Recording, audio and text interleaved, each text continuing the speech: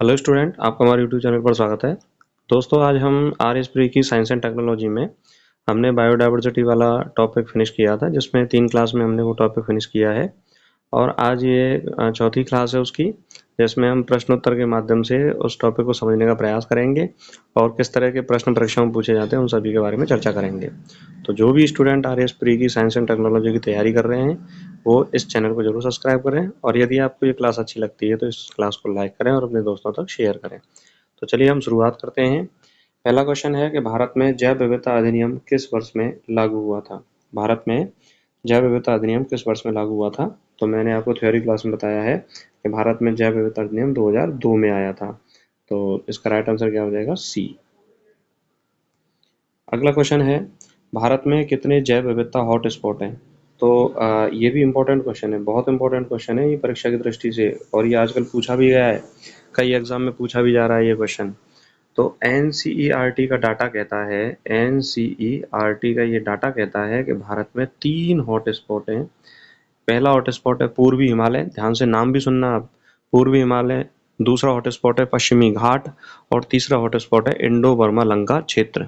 इन तीनों hot spot में सबसे ज्यादा जो जैव विविधता पाई जाती है वो पाई जाती है आपकी पश्चिमी घाट में सबसे ज्यादा जैव विविधता पाई जाती है। तो इसका राइट आंसर क्या हो जाएगा? बी 3। नेक्स्ट है, निम्न में से कौन सा जैव विविधता का सबसे बड़ा स्तर है? यानी कि बायोडाइवर्सिटी जो है वो कौन से स्तर पर ज़्यादा पाई जाती है? देखिए, जैव विविधता के 3 स्तर होते हैं। जैव विविधता के कितने स्तर होते हैं? 3 स्तर होते हैं। पहला स्तर होता है आनुवंशिक स्तर, दूसरा होता है प्रजातीय स्तर, और तीसरा होता है पारिस्थितिकीय स्तर। तो सबसे बड़ा जो स्तर होता है वो इकोलॉजिकल सिस्टम होता है, पारिस्थितिकीय स्तर होता है। तो देखिए, जातीय इसमें होगा नहीं, प्रजातीय इसमें होगा नहीं, इसका राइट आंसर क्या रहेगा? पारिस्थितिकीय स्तर। और आनुवंशिक स्तर सबसे छोटा स्तर होता है। यानी इसमें क्वेश्चन पूछा है कि सबसे बड़ा स्तर, और मान लीजिए क्वेश्चन ये भी पूछ लिया जाए कि सबसे छोटा स्तर कौन सा है, तो सबसे छोटा स्तर होगा आनुवंशिक स्तर। तो इसका राइट आंसर क्या रहेगा? सी। अगला क्वेश्चन है, जैव विविधता शब्द का पहली बार प्रयोग किसने किया था? ध्यान दीजिए, क्वेश्चन है जैव विविधता शब्द का पहली बार प्रयोग किसने किया था? तो पहली बार प्रयोग किया था वाल्टर जी रोजेन ने। जैव विविधता शब्द का जो पहली बार प्रयोग है वो किसने किया? वाल्टर जी रोजेन ने प्रयोग किया था। तो इसका राइट आंसर क्या हो जाएगा? सी। और एनसीईआरटी में आपको दे रखा है कि जैव विविधता शब्द किसने दिया था, या व्यापक रूप से जिसका उपयोग किया गया था, जैव विविधता शब्द का प्रयोग किसने किया, तो वो है एडवर्ड ओ विल्सन। तो दोनों तरह याद रखेंगे आप, पहली बार की पूछे तो वाल्टर जी रोजेन ने, और यदि व्यापक रूप से प्रयोग किया या जैव विविधता शब्द को प्रसिद्ध किया तो वो है एडवर्ड ओ विल्सन। तो ये दोनों आंसर आपको ध्यान रखने हैं, ये इंपॉर्टेंट क्वेश्चन है।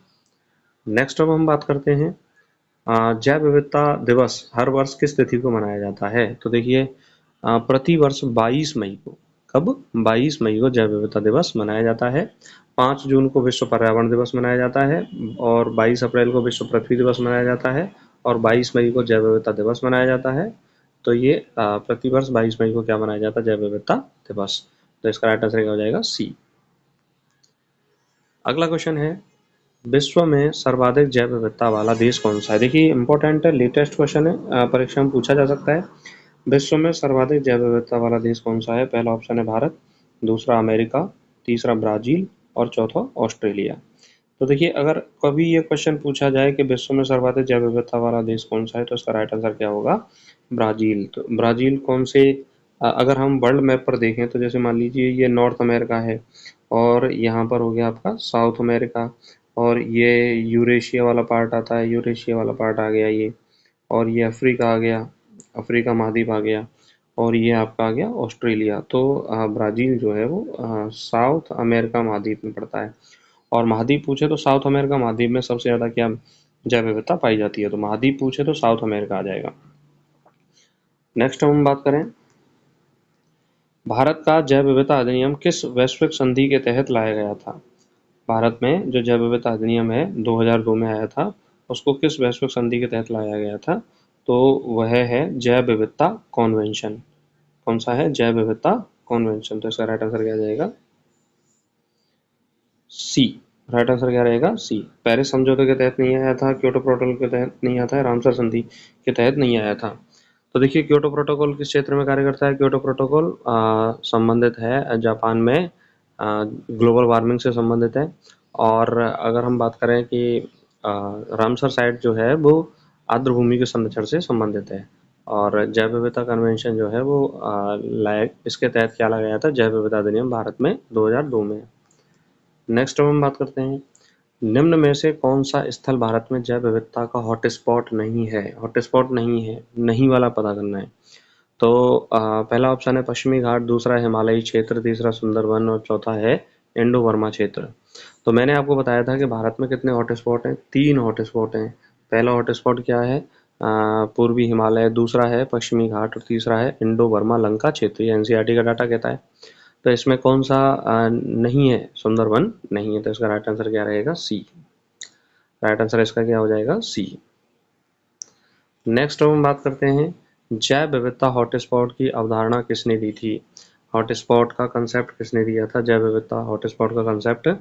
पहला ऑप्शन नॉर्मन मायर्स, दूसरा है चार्ल्स डार्विन, तीसरा एडवर्ड विल्सन और चौथा है जूलियन हक्सले। तो ध्यान दीजिए, जैव विविधता के हॉटस्पॉट का जो कंसेप्ट है वो 1985 में, कब, 1985 में नॉर्मन मायर्स ने दिया था। किसने दिया था, नॉर्मन मायर्स ने। तो इसका राइट आंसर क्या हो जाएगा, ए। अगला क्वेश्चन है, भारत में जैव विविधता अधिनियम के अंतर्गत जैव विविधता प्राधिकरण कहाँ स्थित है।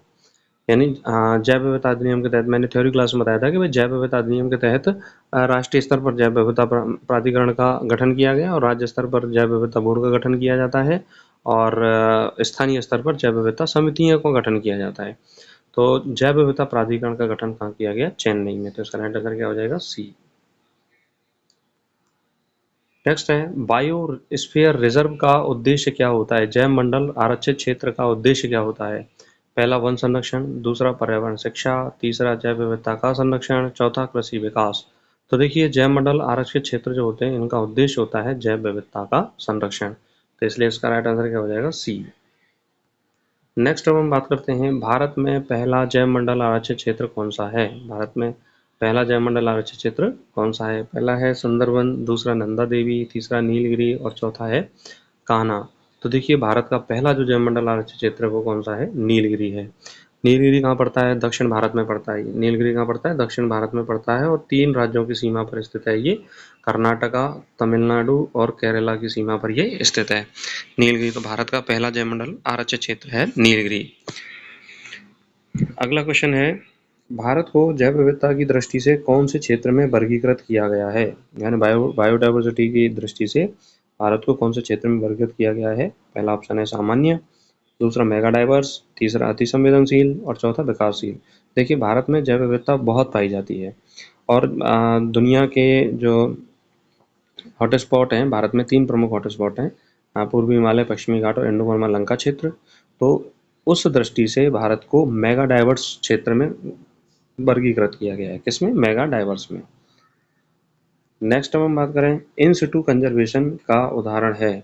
देखिए, इन सिटू कंजर्वेशन का अर्थ क्या होता है कि किसी भी पादप जाति को या जंतु जाति को उसी स्थान पर जहाँ वह रह रहा है, जहाँ पर वह उपस्थित है, उस पर संरक्षित करना इन सिटू कंजर्वेशन कहलाता है।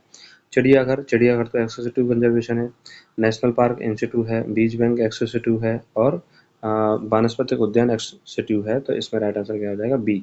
ये मोस्ट इंपॉर्टेंट क्वेश्चन है, परीक्षा में पूछे जाते हैं इस तरह के क्वेश्चन। अगला क्वेश्चन है, आनुवंशिक विविधता किससे संबंधित है। अब देखिए, आनुवंशिक विविधता की बात आ रही है तो वह किससे संबंधित होगी, जीन से संबंधित होगा, डीएनए से संबंधित होगा। तो पहला क्या है, जलवायु से, तो जलवायु से नहीं होगा, पारिस्थितिकी से, तो पारिस्थितिकी से नहीं होगा, डीएनए और जीन से ये सही है, भूगोल से नहीं। तो इसका राइट आंसर क्या हो जाएगा, सी। इसका राइट आंसर क्या रहेगा, सी। अगला है, वह क्षेत्र जहाँ जीवों की अनोखी प्रजातियां पाई जाती हैं उसे क्या कहते हैं। यानी कि विशेष प्रकार के जीवों की प्रजातियों की उपस्थिति वाला क्षेत्र क्या कहलाता है। तो विशेष, पहला ऑप्शन आ गया आपका पारिस्थितिक तंत्र, दूसरा आ गया हॉटस्पॉट, तीसरा आ गया जैव मंडल और चौथा आ गया क्लोनिंग जोन। तो देखिए, ऐसा स्थल जहाँ पर अनोखी प्रजातियां जीवों की पाई जाती हैं उसे हम क्या बोलते हैं, हॉटस्पॉट कहते हैं। हॉटस्पॉट का कंसेप्ट किसने दिया था, नॉर्मन मायर्स ने दिया था 1985 में। नेक्स्ट हम बात करते हैं, भारत में किस राज्य में सर्वाधिक जैव विविधता पाई जाती है। अब देखिए, पूरे विश्व में किस देश में है, ब्राजील में है। अब भारत का क्वेश्चन पूछ लिया जाए, राजस्थान, अरुणाचल प्रदेश, पंजाब, बिहार, तो सबसे ज़्यादा जो जैव विविधता पाई जाती है वो पाई जाती है अरुणाचल प्रदेश में। इसका राइट आंसर क्या हो जाएगा, बी। अगला है, बफर जोन किससे संबंधित है। वनों से, संरक्षित क्षेत्र से, कृषि भूमि से और पर्यटन स्थल से। तो देखिए बफर जोन जो है वह संबंधित है संरक्षित क्षेत्र से। किसे है? संरक्षित क्षेत्र से। तो इसका राइट आंसर क्या रहेगा? बी। अगला क्वेश्चन है बायो पायरेसी का तात्पर्य क्या है? पहला है जैविक चोरी, दूसरा समुद्री डकैती, तीसरा जंगलों की कटाई और चौथा है प्रदूषण। देखिए बायो पायरेसी का मतलब होता है कि किसी वैज्ञानिक ने जीव विज्ञान के क्षेत्र में कोई खोज की, उसकी खोज को श्रेय उसको न देकर कोई अन्य व्यक्ति ले ले या अन्य कोई संस्था ले ले या अन्य कोई कंपनी ले ले, तो उसे हम क्या बोलेंगे? बायो पायरेसी बोलेंगे। इसके लिए अंतर्राष्ट्रीय स्तर पर कानून भी बनाए गए हैं। तो बायो पायरेसी का अर्थ क्या होगा? जैविक चोरी। तो इसका राइट आंसर क्या रहेगा? ए। राइट आंसर क्या रहेगा? ए। नेक्स्ट है विश्व में कितने जैव विविधता हॉटस्पॉट हैं? अगर वर्ल्ड लेवल की बात की जाए कि कितने जैव विविधता हॉटस्पॉट हैं, तो वर्ल्ड लेवल पर तो हैं 36 और इंडिया की बात की जाए तो इंडिया में कितने हैं? 3। तो इसका राइट आंसर क्या रहेगा? सी। अगला क्वेश्चन है कि इनमें से कौन जैव विविधता को बढ़ावा देता है? अब देखिए जैव विविधता को कौन बढ़ावा देगा? मोनोकल्चर, पॉलीकल्चर, कीटनाशक, अवनयन। अब देखिए मोनो मतलब एक तरह की जो है कल्चर मतलब एक तरह की खेती करना, पॉलीकल्चर मतलब अलग अलग तरह की, और कीटनाशक कीटनाशक तो जीवों को नष्ट करते हैं, और अवनयन मतलब कमी होना। तो पॉलीकल्चर मतलब अलग अलग तरह की खेती करना या अलग अलग तरह के जीवों का उत्पादन करना, तो उसी के अंतर्गत जैव विविधता क्या होगी? बढ़ेगी। तो इसका राइट आंसर क्या हो जाएगा? बी। नेक्स्ट है वन्य जीव संरक्षण अधिनियम भारत में कब लागू हुआ? देखिए वन्य जीव संरक्षण अधिनियम आया 1972 में और वन संरक्षण अधिनियम आया 1980 में। याद रखना 1980 में वन संरक्षण अधिनियम आया और वन्य जीव संरक्षण अधिनियम आया 1972 में। तो इसका राइट आंसर क्या हो जाएगा? बी। और 1974 में आया जल प्रदूषण नियंत्रण अधिनियम आया, और 1986 में आया आपका पर्यावरण संरक्षण अधिनियम, और 1971 है रामसर साइट से संबंधित है, आर्द्रभूमि के संरक्षण से संबंधित है। तो ये सभी ईयर्स जो है वो इंपॉर्टेंट है, परीक्षा में पूछी जाती है। नेक्स्ट है भारतीय वन्य जीव संस्थान कहाँ स्थित है? यानी wild life institute of India कहाँ पर स्थित है? तो आपके दिल्ली, भोपाल, देहरादून और शिमला। तो वन्य जीव संस्थान जो है वो कहाँ स्थित है? देहरादून में। तो इसका राइट आंसर क्या रहेगा? सी। अगला क्वेश्चन है CBD convention on biological diversity पर भारत ने कब हस्ताक्षर किए? तो CBD पर हस्ताक्षर जो है वो भारत ने 1992 में किए। कब किए थे? 1992 में। तो इसका राइट आंसर क्या हो जाएगा? बी। नेक्स्ट है एक्सेसिटिव कंजर्वेशन संरक्षण में क्या शामिल है? अब एक्सेसिटिव का मतलब क्या होता है? किसी भी जीव या किसी भी पादप प्रजाति को उसके मूल आवास के बाहर किसी अन्य आवास पर उसको संरक्षित करना क्या कहलाता है? एक्सेसिटिव कंजर्वेशन। तो संरक्षित वन इसमें नहीं आएगा, राष्ट्रीय उद्यान नहीं आएगा, जलाशय इसमें नहीं आएगा, इसमें क्या आएगा? बीज बैंक। तो बीजों के रूप में पौधों को क्या किया जाता है? संरक्षित किया जाता है। तो इसका राइट आंसर क्या रहेगा? सी। इसी में बॉटनिकल गार्डन आते हैं, इसी में जूलॉजिकल गार्डन आते हैं, इसी में सीड बैंक आती है, जर्म प्लाज बैंक आती है, और इसी में आता है आपका जीन बैंक आती है। वो सारी बैंक इसी में आती हैं। नेक्स्ट है मॉन्ट्रियल प्रोटोकॉल का संबंध किससे है? देखिए मॉन्ट्रियल प्रोटोकॉल कनाडा के मॉन्ट्रियल शहर में 1987 में आया, लागू हुआ ये 1989 से। तो इसका संबंध ओजोन परत की सुरक्षा से है। तो पहला ऑप्शन है जैव विविधता, दूसरा ओजोन परत, तीसरा प्रदूषण और चौथा है ग्लोबल वार्मिंग। तो इसका राइट आंसर क्या रहेगा? बी, ओजोन परत। इसका राइट आंसर क्या रहेगा? बी, ओजोन परत। नेक्स्ट हम बात करते हैं भारत का कौन सा जैव मंडल रिजर्व यूनेस्को द्वारा मान्यता प्राप्त है? यानी भारत का कौन सा बायोस्फीयर रिजर्व जो है वो यूनेस्को ने मान्यता दी है, उसको विश्व धरोहर सूची में शामिल है। पहला है चंबल, दूसरा नीलगिरी, तीसरा है गिर और चौथा है सुंदरबन। तो देखिए ऑप्शन में ही हमें इसको क्लियर कर सकते हैं कि नीलगिरी जो है वो महत्वपूर्ण बायोस्फीयर रिजर्व है, भारत का पहला बायोस्फीयर रिजर्व है, तो इसीलिए इसको यूनेस्को ने अपनी विश्व धरोहर सूची में शामिल किया है। तो इसका राइट आंसर क्या रहेगा? बी। अगला क्वेश्चन है भारत के किस हॉटस्पॉट में सबसे अधिक पक्षियों की विविधता पाई जाती है? पहला है हिमालय, दूसरा पश्चिमी घाट, तीसरा इंडो बर्मा लंका क्षेत्र और चौथा है सुंदरबन। तो इसका राइट आंसर क्या रहेगा? बी, पश्चिमी घाट में जैव विविधता जो है वो ज़्यादा पाई जाती है, पक्षियों की विविधता भी यहाँ पर ज़्यादा पाई जाती है।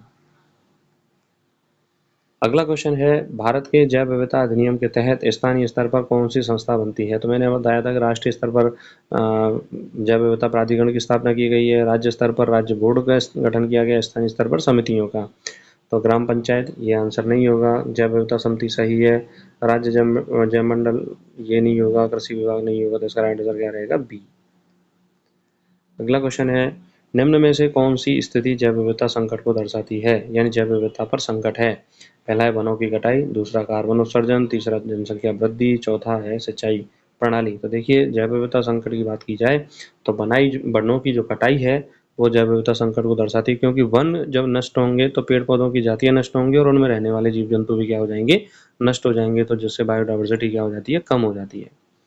तो इस तरह से दोस्तों हमने 30 क्वेश्चन के माध्यम से जैव विविधता वाला जो टॉपिक है इसको समझा। आशा करता हूँ कि आपको ये क्लास अच्छी लगी होगी। बहुत सारे अच्छे क्वेश्चन इसमें शामिल हैं जो आपको आने वाली परीक्षा में देखने को मिलेंगे। यदि आपको ये क्लास अच्छी लगी तो इस क्लास को लाइक करें और अपने दोस्तों को शेयर करें। और यदि आप आरएस प्री की साइंस एंड टेक्नोलॉजी की तैयारी कर रहे हैं तो इस चैनल को जरूर सब्सक्राइब करें और अपनी तैयारी को स्ट्रॉन्ग करते रहें। नमस्कार, धन्यवाद।